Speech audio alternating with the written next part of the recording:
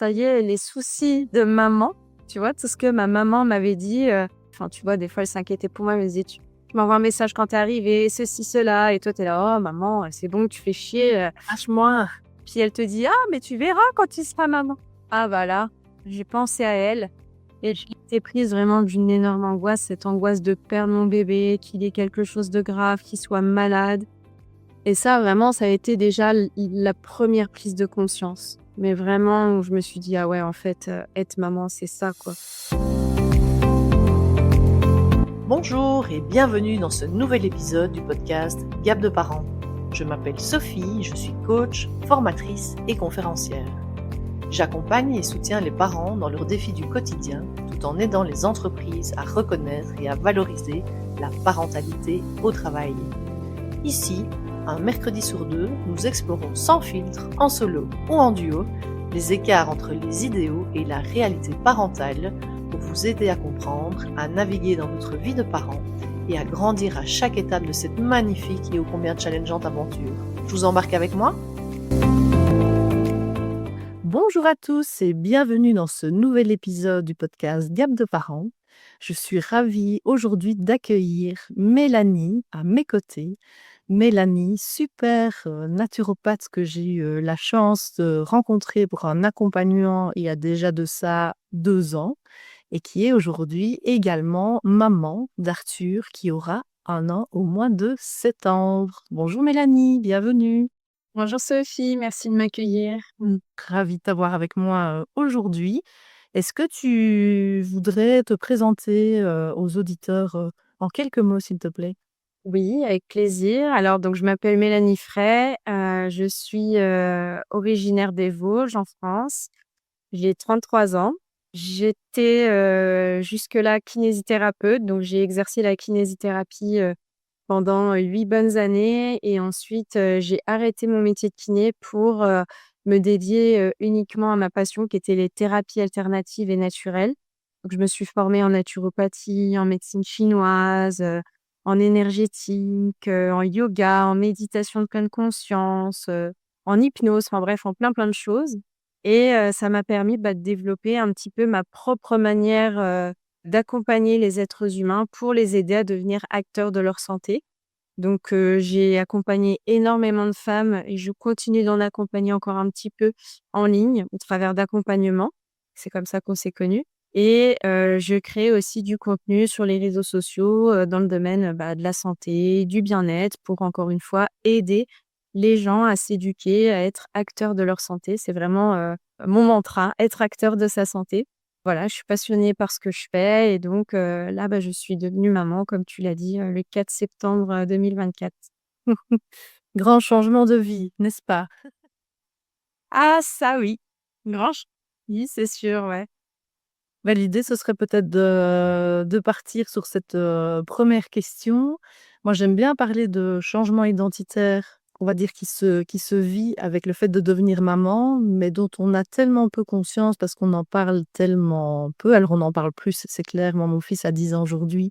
Entre ce qui se dit aujourd'hui, ce qui se transmet, ce qui s'écoute au travers de magnifiques podcasts, clairement, on a plus en plus d'informations, c'est super.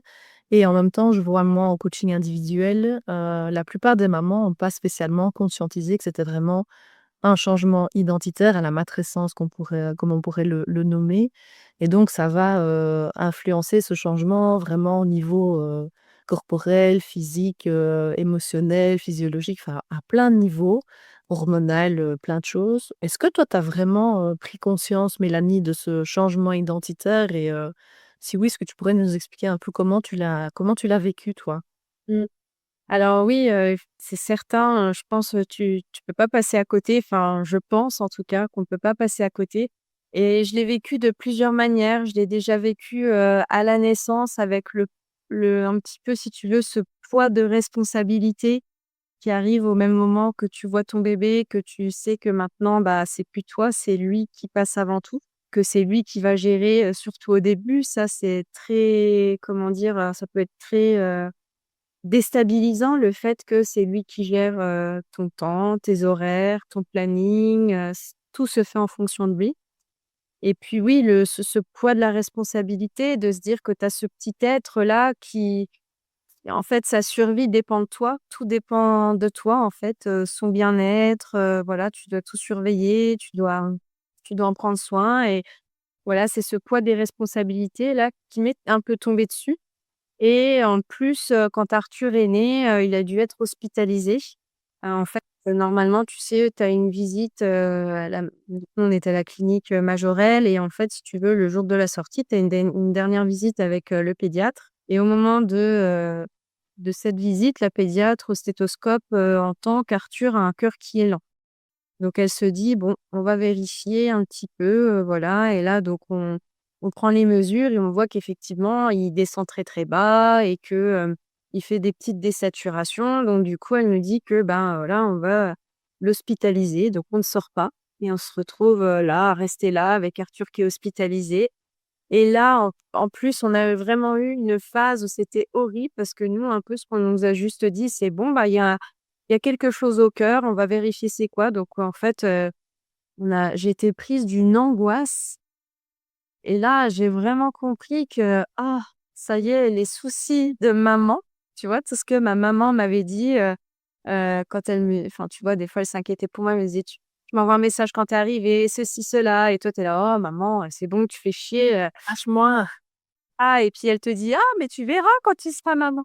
Ah bah là, j'ai pensé à elle et j'ai été prise vraiment d'une énorme angoisse, cette angoisse de perdre mon bébé, qu'il ait quelque chose de grave, qu'il soit malade et ça vraiment, ça a été déjà la première prise de conscience. Mais vraiment où je me suis dit: «Ah ouais, en fait, être maman, c'est ça, quoi». Ouais.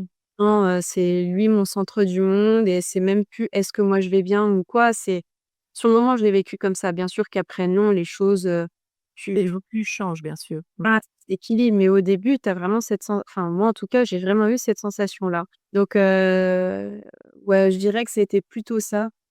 C'est Le vraiment suivi médical, il a été comment avec vous? Parce que moi, je suis quand même, assez surprise de manière négative de voir comment on annonce, j'écoutais justement un podcast sur le chemin ici, après avoir déposé mon fils, comme on annonce souvent des nouvelles médicale et alors la personne partagée, là, c'était pour elle personnellement, mais de dire qu'un médecin, il va annoncer 10 fois par jour des nouvelles qui sont pas faciles à entendre. Mais nous, en tant que personne, on reçoit peut-être ça, on n'espère jamais dans notre vie, mais malheureusement, il y a des fois, on reçoit des nouvelles qui sont pas top, mais c'est pas facile à accueillir comme nouvelle et malheureusement, il y a peu de médecins qui ont fait la psychologie, je pense. C'est pas toujours simple. elle, en fait, sur le moment, elle s'est pas rendue compte, la pédiatre. Elle s'est pas rendue compte et moi après, en fait, c'est simple, j'ai fait que pleurer et comme c'était censé être le jour où on sortait, j'avais les visites, bah, des gynécologues, et cetera. Donc en fait, j'ai été vue par, je crois, les sages-femmes et les gynécologues qui m'ont vue en fait en sanglots, totalement, un peu dévastée quoi, totalement perdue, enfin voilà, un peu désorientée et du coup, je pense qu'elles ont prévenu la pédiatre et parce que moi aussi j'ai insisté, j'ai dit: «Ah mais franchement, j'aimerais bien qu'on m'explique quoi, la pédiatre elle nous annonce ça comme ça, je sais pas si mon bébé il doit être opéré du cœur, si on soupçonne une maladie grave», enfin bref et donc elle est revenue, elle s'est excusée d'avoir annoncé ça, voilà un peu comme ça et elle a pris le temps de nous expliquer, voilà, qu'est-ce que ça pouvait être, pourquoi il le gardait et les examens qui allaient être faits et puis bon, au final, il s'avérait juste qu'Arthur avait un cœur de sportif, quoi, tu vois? Donc OK, qui était déjà comme ses parents, du coup. c'est que c'est ça, c'est-à-dire que, il a été, donc scopé, en néonat, tout un week-end et en fait, on voyait bien que certes, ça descendait bas, mais il remontait. En fait, le cœur faisait ça, le cœur avait une grande variabilité, donc il descendait bas et il montait haut et puis des fois, il était dans les moyennes, enfin et il a eu un examen par un cardiopédiatre, donc échographie, et cetera, ECG, puis finalement, non, il y avait aucune maladie, c'est son cœur à lui qui gère comme ça, en fait. Ouais. Donc toutes ces peurs, énormes, «rien» entre guillemets. Bon, ça nous a quand même, tu vois, rendus très vigilants par rapport à ça, du coup, on a acheté une chaussette, tu sais, connectée pour, Mmh. suivre le cœur la nuit et cetera, être réveillé si jamais il y avait quoi que ce soit, mais au final, tout s'est très bien passé. Mais c'est vrai que voilà, ce moment-là, pour moi, ça a été, j'ai senti, tu vois, déjà donc ce premier poids des responsabilités, Puis, tu vois, c'est vrai, des fois, j'écoute des podcasts, il y a beaucoup de mamans qui disent qu'elles ont pas eu cet amour inconditionnel, quand elles ont vu leur bébé, que ça leur a demandé du temps, et cetera. Moi, non. En fait, mon bébé, j'ai eu la sensation vraiment de l'aimer, d'être connectée à lui dès que j'ai été enceinte et quand il est arrivé, ça a été mais une explosion d'amour, quoi. J'arrêtais pas de le regarder et puis je disais à mon mari, je disais: «Oh, mais qu'est-ce qu'il est beau, mais qu'est-ce qu'il est beau, mais c'est vraiment le plus beau des bébés, il est parfait, mais regarde-le comme il est beau, comme il est parfait». Enfin vraiment, ça a été une explosion d'amour et même encore aujourd'hui, c'est voilà, voilà et l'autre gap, c'est d'avoir eu vraiment peu de temps après donc ça déjà, tu vois, ça m'a déjà permis de me rendre compte un peu, ce qu'allait être ma vie maintenant. Et à partir de là, quand on est rentré à la maison, qu'on a vécu nos premières semaines avec lui, j'ai eu vraiment la sensation d'un voile qui s'est levé. Mais vraiment de ne plus voir le monde de la même manière. OK. Ouais, c'est-à-dire que, maintenant je voyais vraiment les mamans. Mmh. Tu vois ce que je veux dire? Avant quand je croisais une maman, c'était une maman quoi, elle a des enfants. Maintenant, je vois une maman, je sais. Je sais ce qu'elle a vécu, enfin, tu sais jamais vraiment ce qu'une maman a vécu, hein, parce qu'on a toutes des expériences différentes avec nos enfants. Mais, tu la vois plus de la même manière et donc, c'est quelque chose que j'ai beaucoup dit à mes amies qui étaient mamans. Je leur ai dit: «Ah mais en fait, je vous vois plus comme avant», puis je me souviens mes amies qui ont 2 enfants, je leur disais même: «Mais vous êtes des warriors, en fait». Tu vois? Tu vois, j'ai vraiment eu un peu ce lever de voile-là qu'en fait, c'est comme si, tout ce temps avant, j'avais vécu en fait dans un autre monde et que là maintenant, bah, je vivais dans un autre monde. Ouais. Tu vois? Et je m'en suis voulu aussi de ne pas avoir assez écrit à mes copines lorsqu'elles étaient enceintes, je m'en suis voulu de tu vois, de mais bon, c'est normal quand tu l'as pas vécu, tu sais pas ce que c'est. Tu sais Clair. ce que c'est. Mais c'est vrai qu'il y a vraiment un voile qui s'est levé. Il y a vraiment un voile qui s'est levé sur la maternité, et ne plus voir, mes amies qui étaient mamans de la même manière, ouais.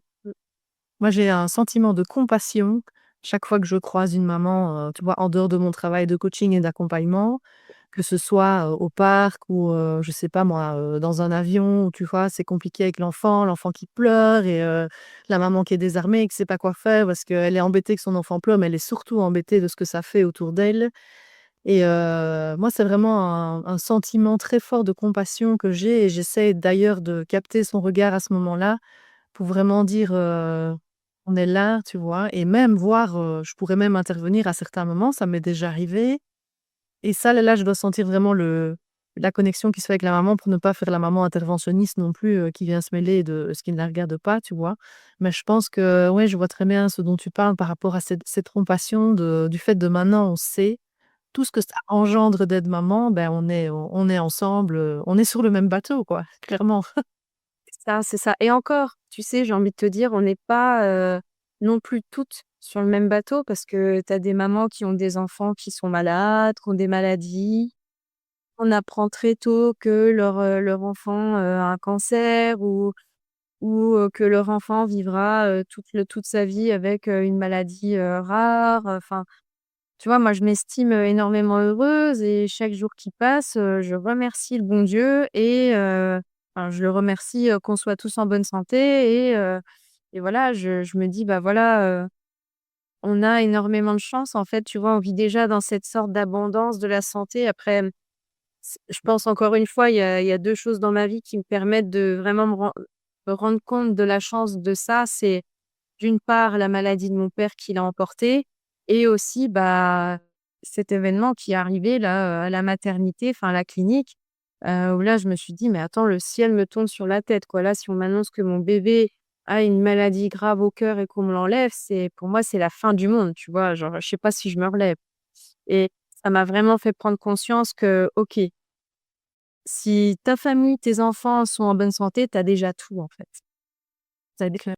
tout et donc voilà, moi je considère, que là, j'ai énormément de chance et j'ai encore plus d'estime pour, bah, pour les mamans, voilà, qui ont un enfant en difficulté ou qui est malade, parce que c'est encore plus compliqué. Tu vis avec encore plus de peur, je pense que ça doit vraiment pas être évident, quoi. C'est clair. Bah, écoute, pour te partager, mon quotidien, moi, d'avoir un enfant avec une maladie génétique, c'est encore un autre voile qui se lève et encore une autre façon de voir la vie et l'idée, c'est justement de la voir, avec beaucoup de positif et de trouver du sens là-dedans et c'est ça qui est important et tu pourrais discuter avec beaucoup de femmes, de mamans ou de parents qui se retrouvent dans ma situation. Alors de nouveau, toutes les situations aucune situation n'est comparable, je vais le dire comme ça. Et en même temps, c'est de nouveau la possibilité de voir la vie autrement et de les voir comme un soleil, tu vois? Qui t'amène d'autres choses encore, de voir la vie encore différemment. Moi, je dis toujours que Nathan, il m'apprend, la patience, la résilience. Mon Dieu, ce mot résilience, ça a été un truc, incroyable, vraiment de s'adapter en fonction de chaque «nouveauté» entre guillemets qui arrive par rapport à ses symptômes de maladie et cetera et c'est ça, je pense et déjà dans la maternité, je vais pas dire classique, parce que pour moi, il y a pas de maternité classique ou normale, mais c'est ça qui est important pour chacune d'entre nous, c'est accueillir chaque fois ce qui arrive et voir qu'est-ce qu'on en fait. Tu vois? Je pense que c'est ça qui est important dans tout événement de notre vie, c'est finalement: «OK, ben, je peux pas, ne pas, pas éviter les choses» et c'est beaucoup ça que je dis aussi en coaching avec les mamans que j'accompagne, c'est qu'on peut pas éviter les choses. Par contre, on peut travailler sur comment on réagit, par rapport aux événements et c'est ça qui compte, en fait. Ouais, bah, oui, oui, oui, totalement, ouais. Mais moi aussi, c'est pareil, j'ai vraiment pris la conscience du mot résilience, mais quand mon papa, a été malade, parce que je l'ai accompagné pendant 2 ans, il a eu un cancer et je l'ai accompagné aussi à ses derniers instants et ouais, ça m'a vraiment fait prendre conscience de ce qu'était la résilience, ouais. Mmh. Ouais, ça fait partie de mes mots, j'en ai des frissons. Par rapport à ta vie d'avant, Mélanie, parce que moi j'ai beaucoup de personnes qui, bah, y a rien à faire, devenir parent aussi, c'est faire un deuil de pas mal de choses de sa vie d'avant et ça on n'en a pas toujours conscience non plus et c'est pourtant important. S'il y a des femmes qui courent après: «Oui, mais avant je faisais ci, avant je faisais ça et je voudrais faire comme avant» et donc tout le travail aussi dans le coaching, c'est de dire: «Bah oui, il y a des deuils à faire par rapport à cette vie d'avant. Aujourd'hui ta vie elle est différente». Toi, c'est quoi, les gros repères qui ont changé par rapport à ta vie d'avant, avant que tu sois maman? C'est le fait de pouvoir vraiment, t'écouter et faire, ce que tu as envie pour toi à n'importe quel moment.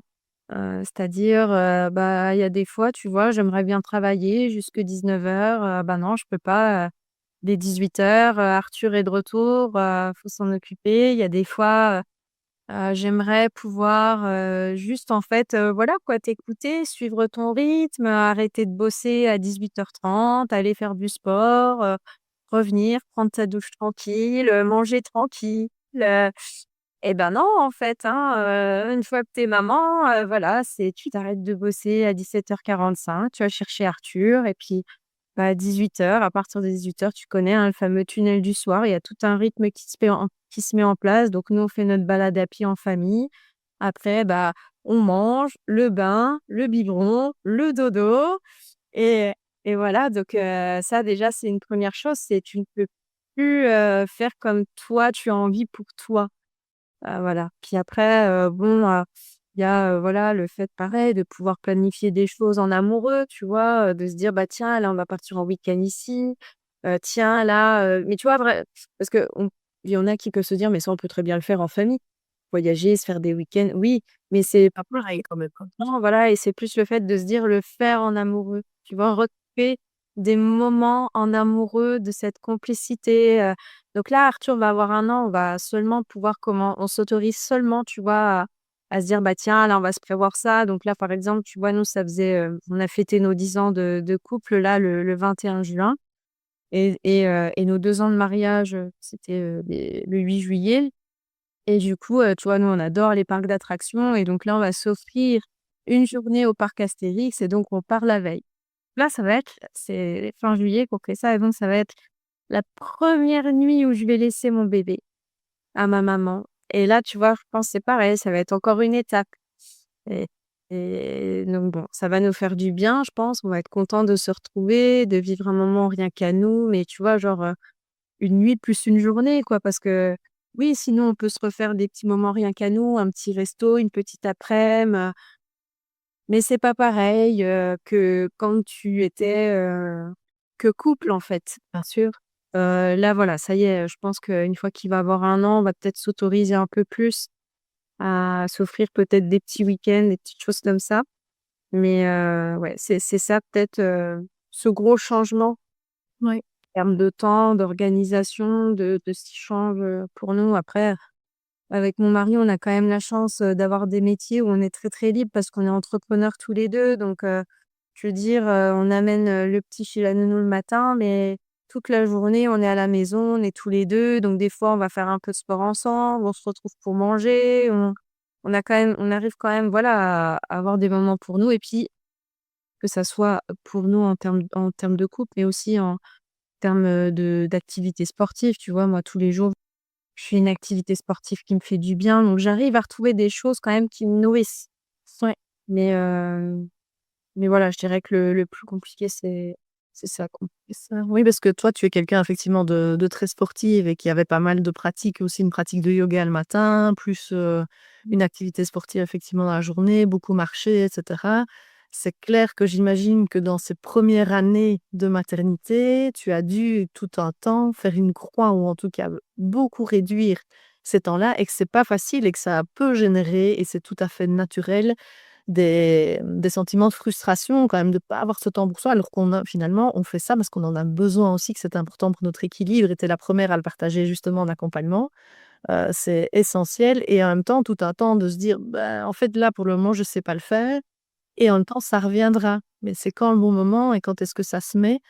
Quand est-ce que je peux recommencer à penser à moi aussi, Après, c'est vrai que, tu vois, le yoga le matin, j'ai quand même toujours réussi à en faire quand même plus ou moins.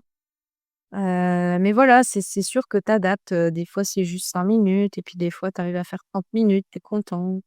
Et ouais, ouais, j'ai toujours fait en sorte quand même de placer cette priorité-là dans ma journée, pour me sentir bien. Donc bah, des fois, tu sais, au tout début, bah, je mettais Arthur sur son petit transat et puis il me regardait et puis, tu vois? Tu apprends à faire différemment, en fait. Tu apprends à faire différemment. ouais. Il vaut mieux un petit peu que pas du tout finalement, parce que quand on quitte vraiment la pratique, bon le sport de toute façon pendant quelques mois tu sais pas en faire et ça c'est tout à fait logique, il faut le temps que le corps se remette et en même temps il y a d'autres choses dont tu as besoin et moi je pars du principe qu'il vaut mieux, je préfère faire, 10 minutes de yoga que pas en faire du tout. Mmh. Ouais. Moi j'aime bien le soir, mon fils il s'agite encore pas mal à aller: «Ah je dois encore aller faire ci, je dois encore aller faire ça» et je dis: «Bah va faire ton truc, tu sais quoi?» et moi je suis sur son lit et du coup, je fais mes étirements, un peu de yoga. Alors c'est pas dans la méditation que je voudrais, mais en tout cas, je suis quand même là en présence avec mon corps et ça me permet quand même de remobiliser tout ça et je me dis: «Bah, voilà, les 5 10 minutes», au lieu de me dire: «Hey Nathan, reviens, fais ci, fais ça». Moi, je me dis: «Bah, non, écoute, il est là autour et moi, je fais mes étirements, mes trucs et tout ça et tout le monde est bien, quoi». C'est important et par rapport au couple, je pense que c'est aussi très important de bien mentionner que c'est un fameux changement aussi pour le couple, parce qu'on devient, parent et le couple, bah, du coup, toute cette intimité, ce temps pour soi, parce qu'on dit que c'est l'enfant qui passe avant nous-mêmes, notre identité propre, mais clairement, ça passe aussi avant le couple et que c'est pas toujours facile et que, l'un ou l'autre peut se sentir, oublié ou mis de côté et tout ça et que de nouveau, tout ça, c'est un temps. C'est, le temps de notre enfant qui est fort dépendant de nous et après, c'est à nous de remettre des choses en place. Alors toi, tu parles d'un week-end, d'une journée, ou d'une journée, une nuit et cetera. Mais, moi je partage souvent aussi en atelier ou en coaching de se dire, bah, avant d'atteindre le week-end qui est quand même, un certain objectif, c'est pourquoi pas déjà se mettre des temps, tu vois? La semaine, le soir, une fois que bébé il est au lit, d'avoir un temps juste à 2 où il y a pas de portable, il y a pas de télévision, il y a rien et on est juste ensemble et on passe un moment, on se fait des grains au plat ou même pas, enfin, tu vois? Peu importe, mais on est ensemble, sans bébé et sans distraction surtout, parce qu'aujourd'hui avec ces téléphones et le reste, ben, c'est compliqué aussi d'être en pleine, présence de l'autre aussi et donc je pense que déjà s'accorder des temps comme ça, tu vois? Régulièrement avant de pouvoir, faire garder, par mamie ou, pouvoir se déplacer parce que c'est toujours un peu compliqué de pouvoir laisser son bébé. On peut aussi s'accorder des temps, qui sont importants pour nous, quoi, vraiment.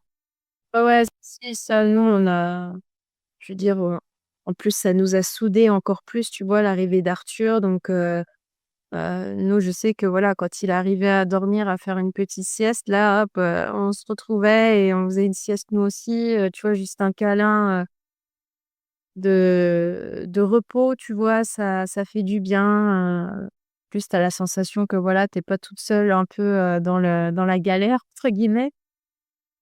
Donc c'était notre temps de repos donc ouais, ouais, mais c'est sûr, c'est pas évident, encore une fois, moi je me sens privilégiée parce que j'avais mon mari à la maison tout le temps avec moi. Tu vois? En plus de ça, il avait prévenu ses équipes, tout donc les gens savaient que pendant un certain temps, Gauthier, il était là, mais qu'à moitié quoi et qu'il était surtout, dans son rôle de papa, de mari, donc j'ai vraiment eu beaucoup de chance, je conçois que ça peut être vraiment beaucoup plus compliqué pour des femmes, bah, qui se retrouvent seules au bout alors je sais pas ce que vous avez vous en Belgique, mais nous en France maintenant les hommes ils ont 7 jours de congé paternité je crois.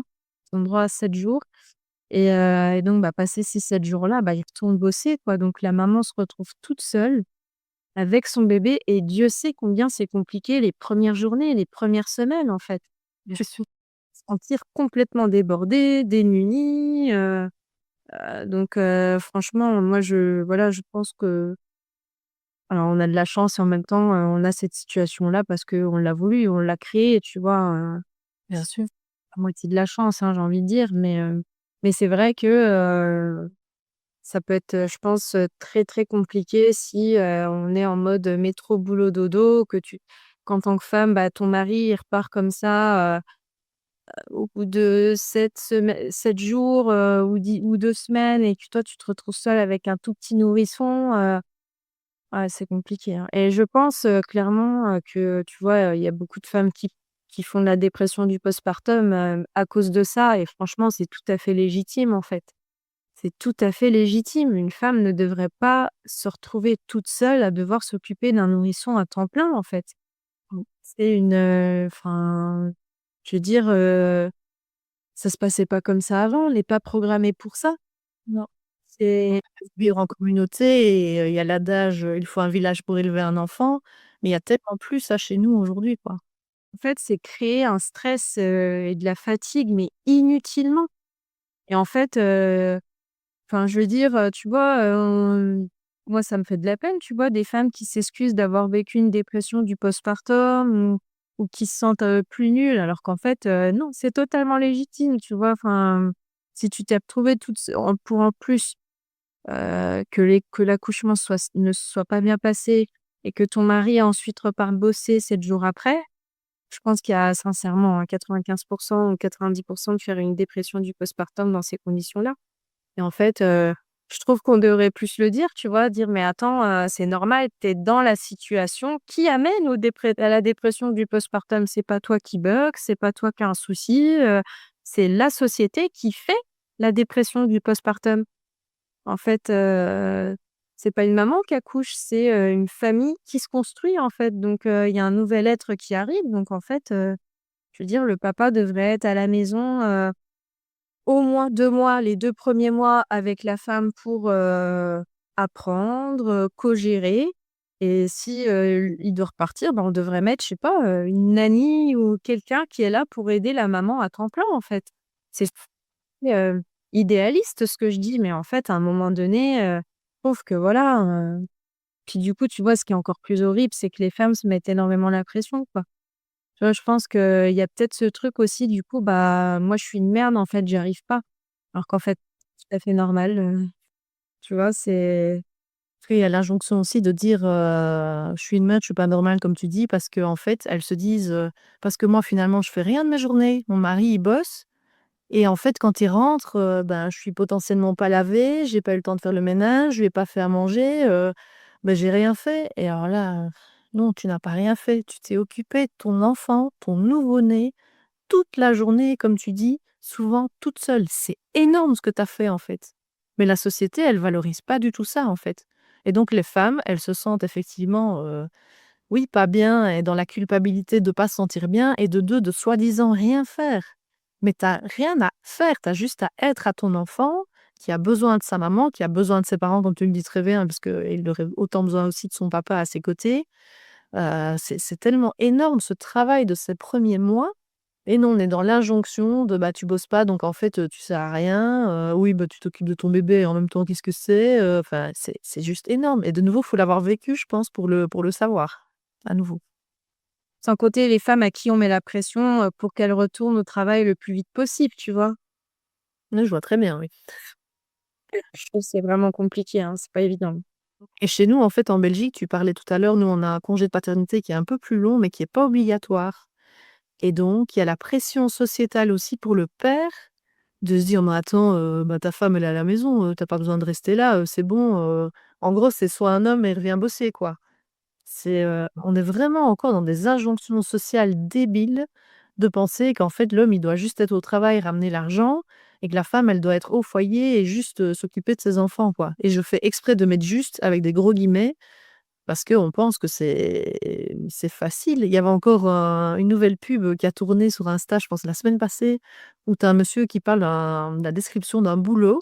Alors tu as des gens en visio, alors il explique tout ce que c'est, machin, que c'est du H24, qu'il y a pas de congé et qu'en fait de la nuit, on peut être appelable tout le temps et cetera, et au fait, c'est pas payé. Alors les gens qui se disent: «Beh, c'est quoi pour un job?» et cetera. Moi, j'en veux pas. Il dit: «Bah, vous savez qu'il y a des millions de personnes qui font ça dans le monde», et en fait, il finit par, «Bah, en fait, c'est le travail d'une maman», et là, tu as tous les gens: «Ah ouais, mais c'est tellement vrai!» Et donc tu vois, quand tu remets ça dans le contexte, en fait, vraiment du travail, les gens se disent: «Ah ouais, en fait, c'est dingue». Parce que de nouveau, c'est pas valorisé, quoi. Oui, bah, oui, oui, oui. Non, mais Voilà. Il y a beaucoup, beaucoup de changements à faire, encore aujourd'hui, autour de ça, et je te dis même les pères qui auraient la possibilité de rester plus longtemps à la maison, bah, ils se font encore juger s'ils le font parce que, c'est pas, soi-disant la bonne place, quoi. Alors que pour moi, ça partage énormément en termes de charge mentale et charge, de la famille et de coparentalité, que les pères, s'ils sont investis dès le début, bah, ils le seront après dans toute leur vie, par rapport à leurs enfants, quoi. bien sûr, oui, oui. Non, mais je pense totalement comme toi là-dessus, ouais. Mmh. C'est super important. Et toi, du coup, Mélanie, on parle beaucoup que la maternité, elle amène son lot de doutes parce que fatalement, nos enfants ne naissent pas avec un mode d'emploi et savoir comment on doit faire, et cetera. Pour toi, avec, cette expérience de quasiment un an en tant que maman, ça a été quoi ton plus gros doute dans ta maternité jusqu'à aujourd'hui? Il y en a eu plusieurs, je dirais que le premier c'était l'allaitement.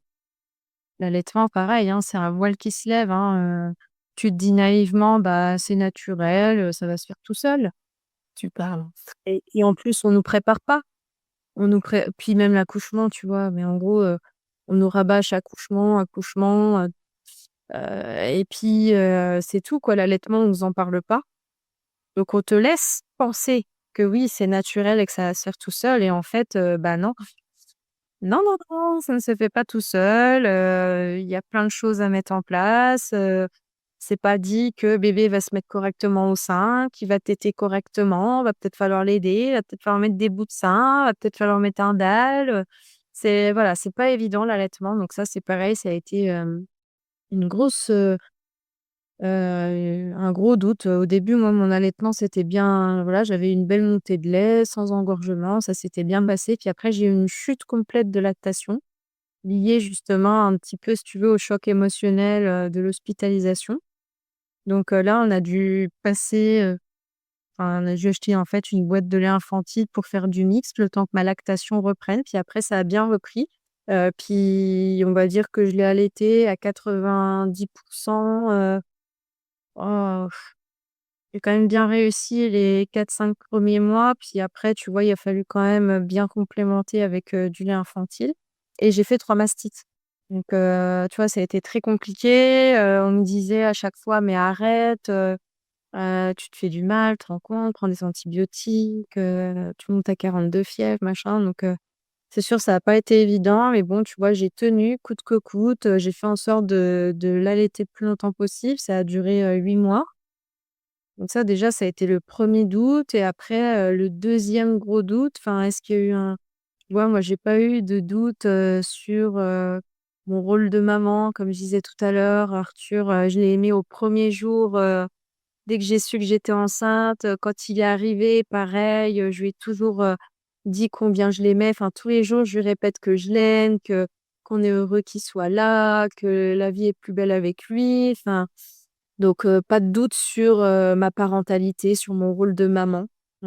Franchement, les seuls, doutes que j'ai, c'est, je sais même pas si on pourrait mettre ça dans la case de doute, c'est lié à mes peurs, en fait. C'est dès qu'il y a un petit truc, ça prend des proportions, énormes et ça, c'est beaucoup lié au à ce que j'ai vécu avec mon papa, tu vois? Parce que moi, ce que j'ai vécu avec mon papa, ça m'a montré, en fait, qu'un malheur, ça peut arriver dans n'importe quelle famille, à n'importe quel moment, et que la vie, elle peut t'enlever quelqu'un que t'aimes du plus profond de ton cœur comme ça, du jour au lendemain. Et ça, moi, cette leçon de vie, bah, si tu veux, ça m'a amené plein de choses positives, parce que ça m'a, boostée, bah, justement dans ma vie entrepreneuriale. J'ai entrepris plein de choses parce que, bah, je me suis dit: «Bah, en gros, faut pas attendre, faut pas remettre à demain, faut vraiment faire ce qu'on a envie de faire maintenant». Mais aussi, ça me met toujours cette sorte d'épée Damoclès au-dessus de la tête où je me dis: «Bah, attends, sois toujours vigilante parce que le moindre petit truc, ça peut, ça peut être grave, et puis, ça on peut peut-être que la vie t'enlèvera ton bébé, tu vois? Donc, maintenant à chaque fois qu'il a, un petit truc, j'ai tendance à en faire peut-être trop, tu vois? À m'inquiéter trop. Mais bon, voilà, c'est quelque chose que je dois apprendre à apprivoiser, et puis je pense qu'au fur et à mesure du temps, voilà, ça va aller de mieux en mieux, mais c'est ça qui est pas évident pour moi. Oui, j'entends et je me souviens, tu l'as partagé il y a pas très longtemps sur tes réseaux autour de ça et moi, ce que j'ai envie de te dire, c'est vraiment, sois toujours à l'écoute de ton cœur de maman et tes ressentis et c'est ça qui compte finalement et même si ça peut paraître trop ou ceci, na on s'en fout. Voilà, l'important, c'est toi d'être toujours connecté à ton cœur, ton intuition, ton ressenti et voilà et oui, peut-être qu'il y aura une visite ou l'autre ou un appel ou l'autre, en trop à ton ami pédiatre, hein, dont tu partageais, qui est pour le moment en congé mat et tout ça, peu importe. L'important, c'est de t'écouter et comme tu dis, au fil du temps, ça va certainement changer mais le principal, c'est de bien rester connecté, à soi, qui on est, ses ressentis, quoi. Je pense que c'est le plus important. C'est les mamans, elles savent et on apprend, tout du long aussi donc Oui, voilà, c'est ça. Mmh. vraiment, c'est ça qui est important et justement, tu aurais, une amie, une cousine ou peu importe qui serait là à côté de toi, qui viendrait te voir, pardon, pour boire un café. J'ai voulu mettre, voir et boire ensemble. Voilà, qui est enceinte. Qu'est-ce que tu aurais envie de lui dire? Parce que toi, le voile, comme tu l'as dit, s'est levé et elle, bah, c'est pas encore le cas. Donc qu'est-ce que tu aurais envie de lui partager à cette personne? Alors c'est compliqué comme question parce que pour le coup, j'aurais pas envie de projeter, plein de choses et puis de faire peur à cette amie en question, tu vois? Enfin, c'est toujours compliqué si tu veux de partager ce qu'on a vécu, notre expérience sans, projeter nos peurs et sans projeter notre expérience justement parce qu'encore une fois, chaque, grossesse est différente, chaque accouchement est différent et chaque maternité est différente et chacune le vit à sa manière. Et puis, je là, comme ça, si tu veux, pour moi, la question est un peu trop vague. Je pense que j'attendrai que cette amie-là me pose des questions bien précises pour répondre avec honnêteté, ce que j'ai vécu. Mais, après, par contre, s'il y avait, tu vois, genre, si on me demandait, si cette amie-là me demandait, bah, qu'est-ce que la maternité a changé dans ma vie? Bah, je dirais que ça change tout. Mmh. Tu vois? Que ça change tout, et je reprendrai, tu vois, les petits trucs dont je t'ai déjà parlé, le fameux voile qui se lève, le fait que, c'est lui qui passe avant tout et c'est plus toi, le fait que, tu as, cette anxiété qui remonte, qu'il arrive toujours quelque chose à ton bébé, et le fait que, bah, ouais, tu ne verras plus le monde, de la même manière. Ça, je dirais que c'est vraiment les points importants pour moi au quand on devient maman, quoi. Ouais, c'est clair qu'au-delà de tout cet amour et ce bonheur qui sont clairement présents, c'est important aussi, je pense, de partager, autour de tout ça pour qu'après les personnes ne soient pas trop, surprises et de nouveau qu'elles se remettent en doute elles-mêmes alors que finalement, même si chaque maternité, comme tu l'as dit, est différente, chaque histoire est différente, on s'entremêle, on s'entrecroise, on est en tout cas en parallèle sur pas mal de choses et donc c'est quand même important de le savoir peut-être en amont pour ne pas se remettre en question. Moi, c'est surtout ça que j'ai envie de travailler, c'est que les gens arrêtent de s'autoflageller ou de penser que c'est elles qui sont nulles ou qui font mal les choses. Donc, tout le principe de ce podcast et de ces interviews, c'est ça qui est important. Donc, ce sera un bon message que tu partagerais à cette personne, je pense. C'est important. Et si tu voulais que les personnes retiennent une seule idée, une seule chose de notre échange aujourd'hui, parce qu'on a partagé quand même, pas mal de choses. qu'est-ce qui pour toi serait le message, en tout cas le plus important, que tu voudrais qu'ils retiennent? Et ben, tu sais, c'est cette fameuse phrase que j'entendais beaucoup, et qui fait énormément sens maintenant pour moi, c'est: «Tout passe». Mmh. Ouais. Tu sais que, bah, voilà, tu vas avoir une inquiétude, mais hop, ça passe, ça s'allège. Les pleurs du soir, bah, ça passera. Le fait que ton bébé soit pas réglé au niveau des siestes, ça passera. Tu t'inquiètes pas, tu auras un bébé qui sera réglé, qui fera des bonnes siestes et tu retrouveras du temps pour toi.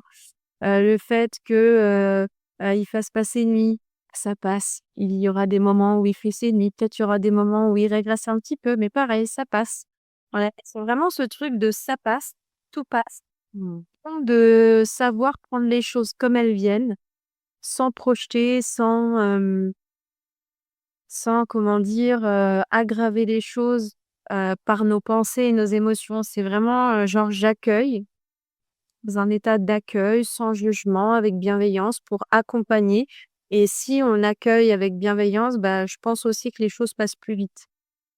Tu vois? Parce qu'au contraire, si ton bébé, il sent que, tu es dans un état, de colère, d'énervement et donc un peu de rejet de ce qui est en train de se passer, de ce qu'il est en train de vivre, je pense que ça peut être encore plus compliqué pour le bébé de réussir à retrouver, son équilibre et oui, c'est ça, son équilibre. Donc je pense que c'est important d'essayer d'être toujours dans cet état d'accueil, tu vois? D'accueil bienveillant pour que les choses passent vite et bien et puis voilà, garder en tête que ouais, tout passe quoi, c'est des phases. Mmh. Et j'aimerais ajouter, si tu permets, le fait d'accueillir aussi ces potentielles colères ou ces potentielles frustrations, parce qu'elles sont là et elles nous passent toutes au travers à un moment ou un autre, parce que la vie est chamboulée, nos timings sont plus les mêmes, nos priorités sont plus les mêmes, le temps pour nous non plus. Et donc on peut justement ressentir cette frustration et cette colère, et c'est aussi accueillir ces sentiments plus négatifs et moins bien vus par la société à nouveau, qui sont tout à fait légitimes, et justement à se poser la question: «OK, il y a ça qui me traverse, je l'accueille, mais c'est savoir pourquoi et qu'est-ce que je peux faire justement là maintenant? Est-ce que c'est demander plus de relais? Est-ce que c'est, ce serait peut-être le temps de refaire quelque chose pour moi? Est-ce que peu importe, mais c'est aussi accueillir ces moments, ces sentiments plus négatifs aussi avec bienveillance parce qu'ils sont tout à fait légitimes et ils sont là juste pour nous envoyer, un message qu'il est important aussi d'écouter. Oui et puis de toute façon, plus on va être, dans le conflit et en rejet vers quelque chose qui se passe en nous, plus ça va prendre de l'ampleur en fait, plus ça va grossir. Donc c'est hyper important, de ouais, de toujours être dans cet état d'accueil, bienveillant et de laisser les choses nous traverser pour pouvoir, bah, les assimiler, les digérer et donc les éliminer plus facilement. Comme quand on mange quelque chose, en fait. Mmh. C'est marrant, tu penses à l'alimentation, moi ça me faisait penser au yoga, à la méditation, le moment présent, l'accueil, et voilà, tu reviens avec l'alimentation, ça me parle aussi, beaucoup. En fait, si tu veux, ces leçons-là sont tirées du yoga et de la méditation. J'ai ce discours-là parce que j'ai pratiqué énormément, comme tu l'as dit tout à l'heure, mais c'est pour faire un petit peu une image, physique. Ouais. Justement, tu vois, les personnes qui n'ont pas toutes ces connaissances-là, qui n'ont pas exploré tout ça, ben, des fois, tu vois, de donner des petites images, des petites, métaphores, ça aide à comprendre les choses. Ouais, clairement. Mes coachées te diraient qu'elles adorent toutes les métaphores que je leur partage tout le temps, que c'est beaucoup plus parlant et qu'on les retient bien mieux, c'est clair. Et tu pourras utiliser, cette métaphore-là maintenant. Super, merci Mélanie, et merci vraiment pour, ce moment de partage, ensemble en toute authenticité. C'était un plaisir de, voilà, de te connaître d'une autre façon, et merci pour, toutes les auditeurs, parce que j'espère qu'on aura aussi des papas et les auditrices qui écouteront cet échange. J'aimerais bien clôturer peut-être avec un, peut-être tu pourrais nous partager tes dernières actualités, où on peut te retrouver, ce que tu proposes en ce moment, si tu veux bien? Et bah, déjà, il y a mon livre, Les 8 piliers de ma santé, qui est disponible, dans toutes les librairies en France, à la Fnac, chez Cultura, mais aussi en Belgique, hein. Vous pouvez le retrouver à la Je confirme. donc il s'appelle «Les 8 piliers de ma santé, comment devenir acteur en toute simplicité» et puis après, on peut me retrouver sur Instagram, donc au pseudo Mélanie Be Healthy et TikTok, Des programmes actuellement en ligne, par rapport aux douleurs, par rapport à la SOS Secours, enfin, je ne sais plus comment tu l'as nommé, mais ce que tu viens de lancer aussi dernièrement pour les vacances, ça peut aider aussi pas mal les parents? oui, effectivement. Alors, j'ai créé un programme, sur les douleurs, soulager ses douleurs naturellement, qui est un programme qui contient, plus d'une quarantaine de vidéos et 10 e-books, puisqu'en fait, il y a 12 modules. Chaque module est dédié à une catégorie de douleur, donc par exemple, maladies inflammatoires, chroniques, les pathologies, musculaires, les douleurs traumatiques, les céphalées, les maux de tête, les douleurs intestinales, enfin bref, voilà, il y a d'autres. Hyper complet. Moi, je l'ai acheté et il est vraiment incroyable. Mélanie, ça a été de nouveau un travail, de qualité et de titan et qui nous amène, tellement d'informations et de manières de prendre soin de soi, vraiment, merci pour ça et je vous invite tous franchement à le découvrir, il est canon, vraiment.